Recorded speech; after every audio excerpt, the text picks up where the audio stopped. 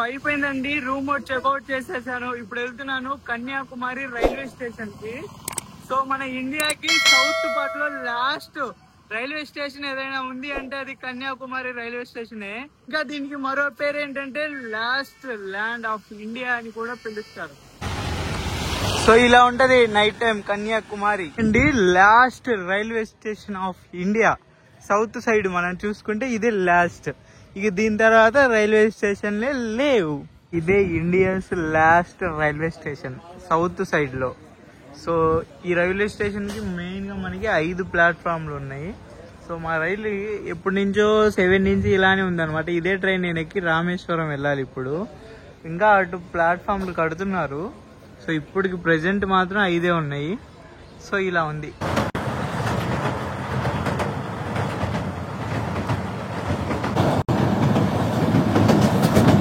Rameswaram station లో దిగామన్నమాట. బయటికి వెళ్తున్నాను. జనాలు ఇలా ఉన్నారు ఫుల్ గా. మనం ఇప్పుడే రామేశ్వరం రైల్వే స్టేషన్ లో దిగామన్నమాట. సో ఇక నుంచి బయటికి వెళ్ళి ఫస్ట్ నేను ఒక క్లాక్ రూమ్ చూద్దాం అనుకుంటున్నాను బ్యాగ్ పెట్టడానికి. సో ఇంకా ఇక్కడెక్కడ మనం రూమ్ తీసుకోము, ఏం లేదు.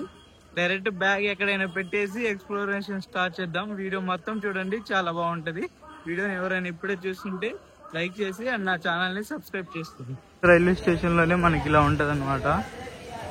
ప్రీపెయిడ్ వెయిటింగ్ హాల్ అనేసి ఉంది కదా. సో చూద్దాం అక్కడ ఎలా ఉంటది ఏంటి అనేసి అనమాట. ఇది రిటర్నింగ్ రూమ్ రైల్వే స్టేషన్ లో ఉంటది. ఇక్కడే ఫ్రెష్ అప్ అయ్యి క్లాక్ రూమ్ లో బ్యాగ్ పెట్టేసి వెళ్ళిపోదాం. ఇప్పుడే రిటర్నింగ్ రూమ్ లో ఫ్రెష్ అయ్యాను, అయిపోయింది అనమాట. సో ఎవరైనా వస్తే 1 డే ట్రిప్ ప్లాన్ చేస్తే మార్నింగ్ నుంచి ఈవినింగ్ వరకు సేమ్ ఇలానే ప్రతి రైల్వే స్టేషన్ లో రిటర్నింగ్ రూమ్స్ వెయిటింగ్ హాల్స్ అనేవి ఉంటాయి. సో 20-30 రూపాయలు ఇస్తే 1 గంట 2 గంటలు ఇస్తారు అనమాట. సో అది ఇచ్చేసి ఇలా కూర్చొని ఇక్కడే వాష్రూమ్స్ ఉంటాయి, వెళ్ళేసి ఫటాఫట నీళ్లు పోసుకొని మార్చుకుని వచ్చి మళ్ళీ ఇలా కూర్చోవడం అంతే. సో అది ఇప్పుడు బయటికి వెళ్దాం. బయటికి వెళ్ళి క్లాక్ రూమ్ ఎక్కడ ఉందో కనుక్కొని క్లాక్ రూమ్ లో ఇది పెట్టేసి దెన్ బైక్ తీసుకొని బయలుదేరుతాం అండి. ఇప్పుడు ఫస్ట్ ప్లాట్ఫామ్ లో క్లాక్ రూమ్ ఉందంట. సో ఈ బ్యాగ్ పెట్టేయడానికి క్లాక్ రూమ్ ఒకటి ఎత్తుకాలి మనం. సో అది ఫస్ట్ ప్లాట్ఫామ్ లో రైల్వే స్టేషన్ లోనే ఉందంట. అక్కడికి వెళ్ళేసి బ్యాగ్ పెట్టేద్దాం. సో ఇలా రైల్వే స్టేషన్ లోనే చూడండి అలా క్లాక్ రూమ్ అని ఉంటది, అక్కడ పెట్టేయటమే బ్యాగ్. ఇలా రైల్వే స్టేషన్ లోనే క్లాక్ రూమ్ ఉంటదండి. సో మనం బ్యాగ్ పెట్టేసి ఇంకెళ్ళిపోవటమే తిరగటానికి. ఇలా రైల్వే స్టేషన్ నుంచి బయటికి రాగానే బస్సెస్ ఉంటాయండి. అవి డైరెక్ట్ టెంపుల్కి వెళ్తాయి. సో మీరు వెళ్ళాలనుకుంటే ఈ బస్సెస్ ఎక్కి వెళ్ళొచ్చు. లేదు ఫ్యామిలీ ఉన్నారు అంటే ఆటో మాట్లాడుకొని వెళ్ళొచ్చు. చూసుకుంటే టైం ఇప్పుడు 1 అవుతుంది. ఇంక మొత్తం ఎక్స్ప్లోర్ చేసాము రామేశ్వరం. మెయిన్ గా ఆ టెంపుల్ ఒకటి ప్లస్ అది ఇంకంతే చూసుకోవాల్సింది, ఇంకేం లేదనమాట ఇక్కడ. ఇంక రైల్వే స్టేషన్కి వెళ్తున్నాను.